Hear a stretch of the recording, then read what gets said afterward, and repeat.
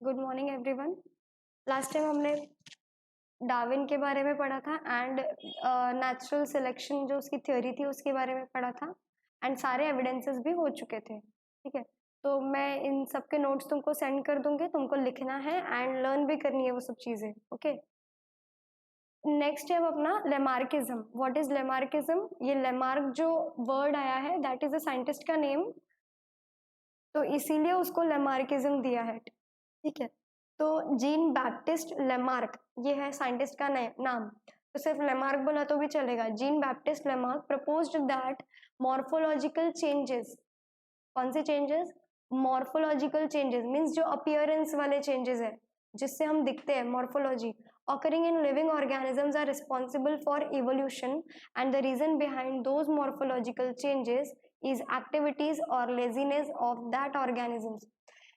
He called this concept as principles of use or disuse of organ.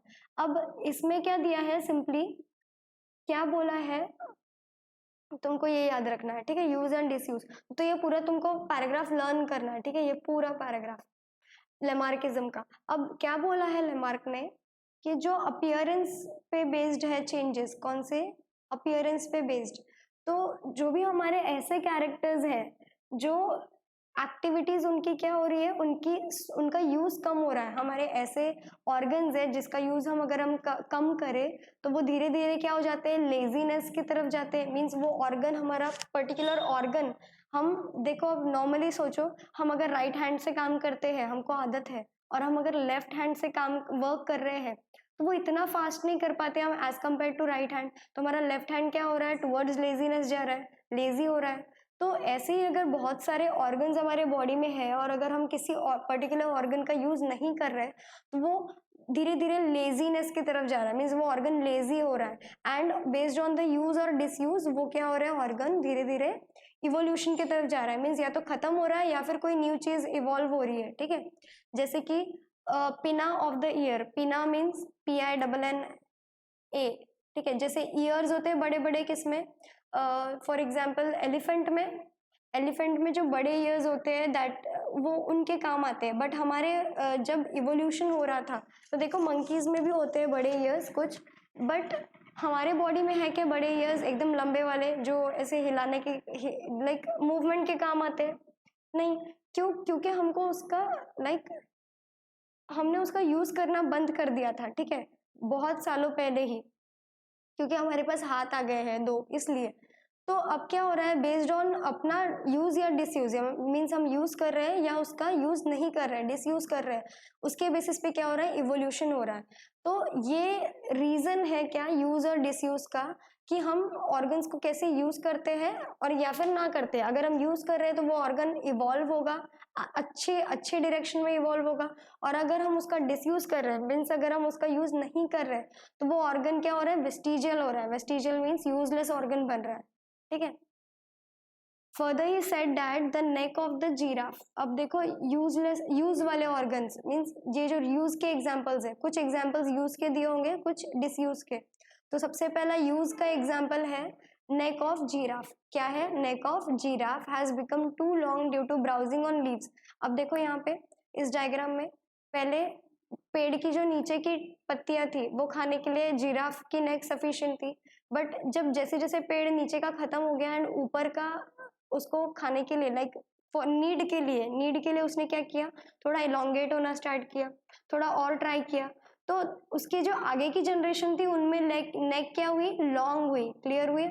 इनकी नेक क्या हो गई, अपने आप जेनेटिकली क्या हुई, मॉडिफाइड होकर आई है, मीन्स लॉन्ग होकर आई है। तो फर्स्ट एग्जाम्पल है यूज का, नेक of giraffe.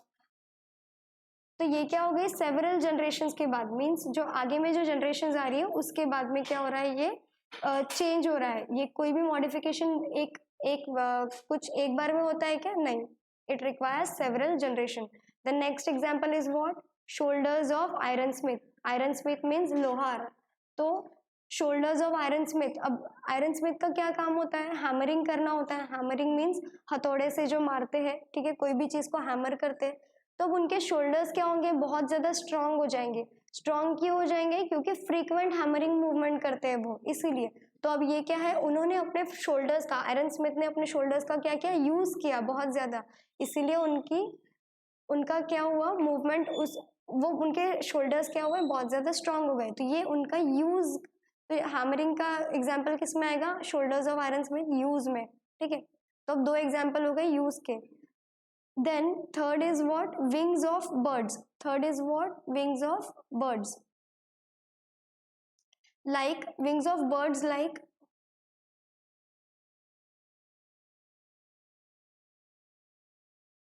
wings of birds like ostrich and emu have become weak due to no use।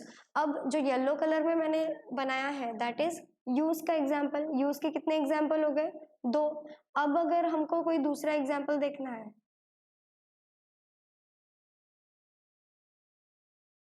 ठीक है, तो अब नो यूज का एग्जाम्पल कौन सा है, फर्स्ट डिसयूज का एग्जाम्पल है विंग्स ऑफ बर्ड्स। अब विंग्स ऑफ बर्ड्स क्या हुए, अगर बर्ड्स ने ज्यादा यूज नहीं किया, ऑस्ट्रिच और इमू, देखो ऑस्ट्रिच देखना पहले उड़ता था बट अब वो ठीक से उड़ नहीं पाता है, ठीक है, ऑस्ट्रिच, क्यों, क्योंकि उसका हैवी वेट की वजह से उसने क्या, चलना ज्यादा प्रेफर किया, ऑस्ट्रिच एंड इमू ने, ठीक है। तो उनके वीक हो गए क्या, बर्ड विंग्स, तो ये है नो यूज का एग्जाम्पल, मीन्स डिसयूज का एग्जाम्पल। तो उनके विंग्स क्या होंगे, डिजनरेट होना स्टार्ट हो जाएंगे, और एक ऐसा टाइम आ जाएगा जब उनके विंग्स होंगे ही नहीं। Then legs of birds like swan and duck have become useful for swimming due to living in water, and snakes have lost their legs by modification in their body for burrowing habit। अब इसमें क्या होगा, देखो legs of birds like swan and duck, duck देखा है तुमने, स्वान देखा है, उनके अब वो जनरली कहाँ होते हैं, वाटर एनिमल्स है, स्विमिंग करते हैं, तो अब उनके लेग्स लेग्स क्या हो जाएंगे, बिकम्स यूजफुल फॉर स्विमिंग। अब वो उन्होंने मॉडिफाई कर लिया अपने लेग्स को स्विमिंग करने के लिए। तो ये किसका एग्जाम्पल है, legs of swan and duck, ये है अपना यूजफुल मॉडिफिकेशन वाला एग्जाम्पल। तो थर्ड एग्जाम्पल किसका है, यूज का, एक दो एंड तीन, तो यूजफुल में आ गया, ठीक है। आगे दिया है snakes have lost their legs by modification in their body for burrowing habit. अब स्नेक्स ने क्या किया, लॉस्ट किया, लॉस्ट किया मीन्स ये क्या है, हमारा नो यूज का एग्जाम्पल है। स्नेक ने अपने लेग्स का यूज नहीं किया, इसीलिए लेग्स चले गए, स्नेक्स को लेग होते हैं, ठीक है, बट जब वो इतने सालों तक जब अपने लेग्स का यूज नहीं कर रहा था तो उनके लेग्स में मॉडिफिकेशन हो गया, मीन्स लेग्स धीरे धीरे चले गए, ठीक है, वेस्टिजियल हो गए, एंड अब ये क्या हो गया, ये एक मॉडिफिकेशन हो गया है, ठीक है। तो अब नो यूज के एग्जाम्पल अपने पास दो है, एक ये विंग्स ऑफ बर्ड्स वाला एंड स्नेक्स वाला सेकेंड, ठीक है। तो ये डिसयूज का एग्जाम्पल है, कौन से, जो ग्रीन में बनाए हैं मैंने, एंड जो रेड में बनाए हैं दैट इज यूज वाले एग्जाम्पल्स। तो तुमको ये अलग अलग लिखने हैं, यूज के एग्जाम्पल, यूज ऑफ ऑर्गन्स के तीन एग्जाम्पल है एंड डिसयूज ऑफ ऑर्गन्स के दो एग्जाम्पल है, तो इनको अलग अलग लिखना है तुमको, ठीक है। Then all these examples are types of acquired characters। which characters, acquired, acquired means जो हमने newly लिए हैं, acquire किए हैं, that are acquired characters।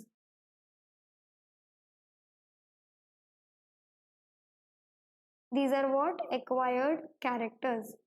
Clear हुआ, acquired means जो हमने acquire किए हैं, बाहर से लिए हैं। तो जैसे कि नेक था जिराफ का, बाय बर्थ वो नेक उसकी लॉन्ग थी क्या, स्टार्टिंग वाला जो सबसे पहला जो स्पीशीज था जिराफ का, बाय बर्थ लॉन्ग थी क्या, नहीं, ये क्या हुआ, बाद में मॉडिफिकेशन हुआ एज पर देयर नीड, तो this is an acquired character, ठीक है। Then this is called theory of inheritance. एक सेकेंड, हाँ, all these examples are acquired characters and are transferred from one generation to the another. कहाँ से, एक generation से ये एक्वायर्ड कैरेक्टर्स कहाँ ट्रांसफर होते हैं, नेक्स्ट जनरेशन में, ठीक है। अगर एक बार लेग्स अगर स्नेक की चली गई है तो उसके नेक्स्ट जनरेशन में भी लेग्स नहीं होंगी, ठीक है। तो दीज आर एक्वायर्ड कैरेक्टर जो नेक्स्ट जनरेशन में ट्रांसफर हो रहे हैं, this is called what, theory of inheritance of acquired character और लेमार्किज्म। तो लेमार्किज्म का दूसरा नाम क्या है, theory of inheritance of characters।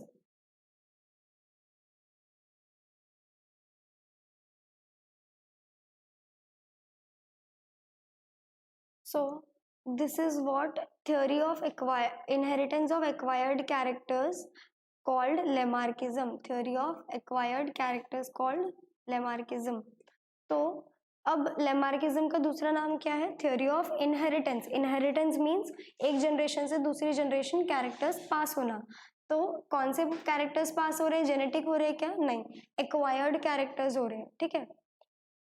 Then development of organs due to specific activities or their generation due to no use at all was widely accepted, but the transfer of those characters from generation to generation was rejected. अब क्या बोला हुआ है कि जो organs develop हुए हैं, newly develop हुए हैं due to any specific activity, जैसे कि ये जिराफ ने क्या किया, अपने आप को एलोंगेट, ऊपर उठने की कोशिश की, उस कोशिश में क्या हुआ, उसके नेक एलोंगेट हो गई आगे की जनरेशन में. तो ये डेवलपमेंट ऑफ न्यू ऑर्गन, जो एक एक्स्ट्रा का उसका लेंथ बढ़ी. तो due to specific activity means इसकी ब्राउजिंग वाली एक्टिविटी, मीन्स जो उसको खाना था, और देयर डीजनरेशन, या तो नया कैरेक्टर डेवलप हुआ या फिर कोई कैरेक्टर डीजनरेट हुआ due to no use at all, जैसे कि स्नेक्स के legs. Then it was widely accepted. ये थ्योरी को क्या किया साइंटिस्ट ने, जो पहले के ज़माने में क्या होते थे कि साइंटिस्ट थ्योरी देते थे एंड अदर साइंटिस्ट उस पर ऑब्जेक्शंस या फिर उसको एक्सेप्ट करने का काम करते थे. ठीक है. तो this theory was widely accepted. ठीक है, widely accepted. Then but the transfer of those characters, उन्होंने ये थ्योरी तो एक्सेप्ट कर ली, बट ये नहीं माना कि ये जो एक जनरेशन में ये जो चेंज आ रहा है, यही change generation to generation transfer हो रहा है. तो इस ट्रांसफर को उन्होंने क्या किया, रिजेक्ट किया. तो ये लाइन तुमको ऐसी की ऐसी एग्जैक्ट लर्न करनी है. ठीक है, ये इंपॉर्टेंट है. तो जो डेवलपमेंट हुए ऑर्गन्स के, उन्होंने उस डेवलपमेंट को यूज और डिसयूज के बेसिस पे, या तो डीजनरेशन हुआ या तो डेवलपमेंट हुआ नया ऑर्गन का, उस थ्योरी को तो उन्होंने एक्सेप्ट कर लिया, लेकिन ये एक्सेप्ट नहीं किया कि जो न्यू कैरेक्टर्स है वो जनरेशन टू जनरेशन ट्रांसफर हो रहे हैं. मीन्स पीढ़ी दर पीढ़ी, एक जनरेशन से दूसरी जनरेशन में यही ट्रांसफर होते हैं, ऐसा नहीं होता है, ऐसा उन्होंने बोला. ठीक है, अदर साइंटिस्ट ने. Because it had been verified many times that modifications brought in us are not transferred to next generation, and thereby Lamarck's theory was disapproved. क्योंकि ऐसा माना गया था उस टाइम पे, ऐसा अदर साइंटिस्ट ने जो थ्योरी दी थी उस बेसिस पे हमने क्या पता किया था कि जो नए कैरेक्टर्स हमें आज भी अगर प्रोड्यूस हो रहे हैं, हमारी किसी एक पर्टिकुलर एक्टिविटी की वजह से हमारे अंदर अगर कोई न्यू कैरेक्टर डेवलप हो रहा है, तो ये सिर्फ हम तक रहेगा, हमारी नेक्स्ट जनरेशन तक नहीं जाएगा. ठीक है, नॉट ट्रांसफर्ड बोला है. तो इसीलिए लेमार्क्स थ्योरी वाज डिसअप्रूव्ड. तो लेमार्क्स थ्योरी क्या थी, एक्सेप्ट नहीं की, डिसअप्रूव थी. तो ये तुमको याद रखना है. अगर पूछा एग्जाम में कि वाई इट वाज डिसअप्रूव, तो ये पूरा पैराग्राफ आएगा. ठीक है, कौन सा, ये वाला, ये पूरा paragraph. Living organisms can transfer the characters which it has acquired to the next generation. This is called ancestry of acquired characters.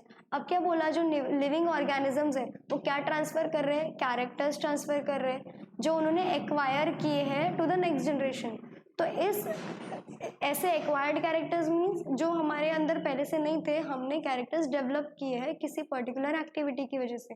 अगर ऐसा हो रहा है कि वो नेक्स्ट जनरेशन में जा रहे हैं, तो this is known as what, ancestry of acquired chromosomes. तो ये आ गई तुम्हारी definition.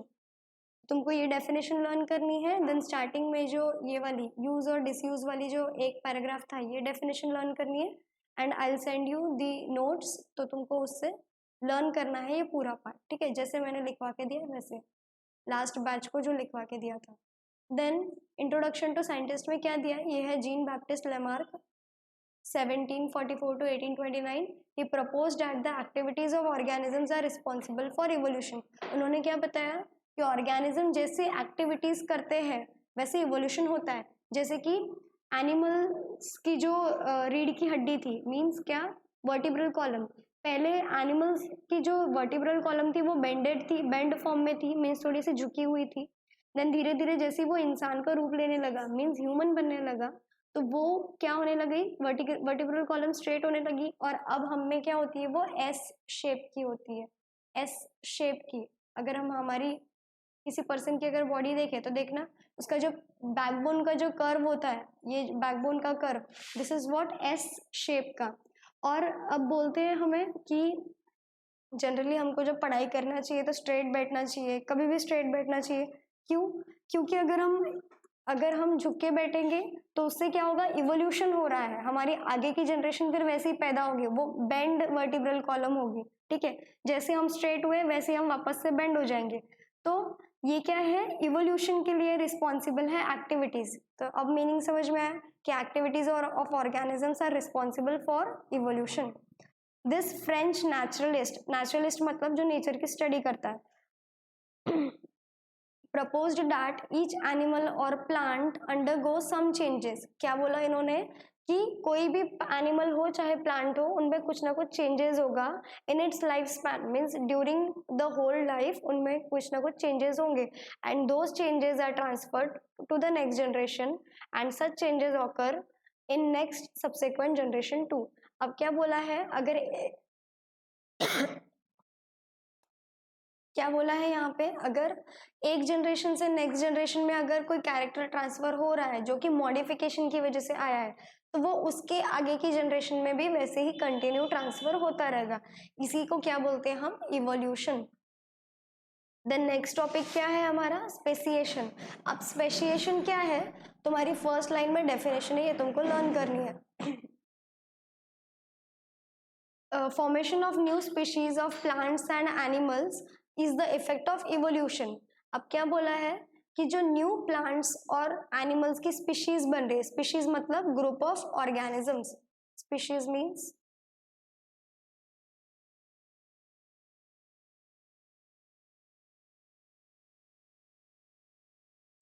Means group of organism. तो स्पीशीज क्या होती है, formation of new species means नए ग्रुप ऑफ ऑर्गेनिजम्स जो प्लांट्स और एनिमल्स की बनी है, that is only the effect of evolution.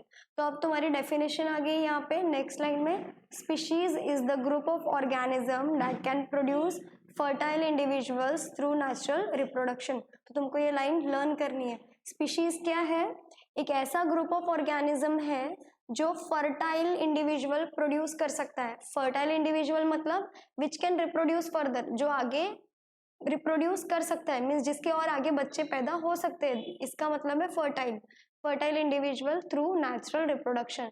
Means natural reproduction के थ्रू वो क्या करेगा, फर्टाइल इंडिविजुअल प्रोड्यूस करेगा। इंडिविजुअल मीन्स फर्टाइल, उसकी स्पीशीज आगे, ठीक है, organism. Each species grows in specific geographical condition. Each species grows in specific geographical condition. अब कोई भी स्पीशीज को एक स्पेसिफिक एनवायरनमेंट चाहिए। जोग्राफिकल कंडीशन मतलब यहाँ पे हमारे geographical condition represents what, our geography, कि वहाँ का टेम्परेचर कितना होना चाहिए, फिर वहाँ पे धूप कितनी होनी चाहिए, या फिर ठंडी कितनी होनी चाहिए, बारिश कितनी होनी चाहिए, ये सब रिक्वायरमेंट होती है एक स्पीशीज की ग्रो होने के लिए, ग्रोथ करने के लिए। फिर वहाँ पे खाना अच्छे से होना चाहिए। देन देखो आगे, their food habitat reproductive ability and period is different. अब क्या बोला है यहाँ पे, हर एक स्पीशीज का जो फूड मीन्स खाने का जो मटेरियल होता है दैट इज डिफरेंट, उनके रहने सहने का तरीका is what, habitat. Reproductive ability, कुछ स्पीशीज होती है जो सिर्फ विंटर में रिप्रोड्यूस कर सकती है, कुछ स्पीशीज जो सिर्फ बारिश के मौसम में रिप्रोड्यूस कर सकती है, मीन्स रेनी सीजन में, एंड कुछ जो समर डेज में। तो उनका रिप्रोडक्टिव एबिलिटी भी डिफरेंट है और रिप्रोडक्टिव पीरियड भी डिफरेंट है, ठीक है। तो सारे स्पीशीज की सभी चीजें क्या है, डिफरेंट है। However, genetic variation is responsible for the formation of new species from earlier one।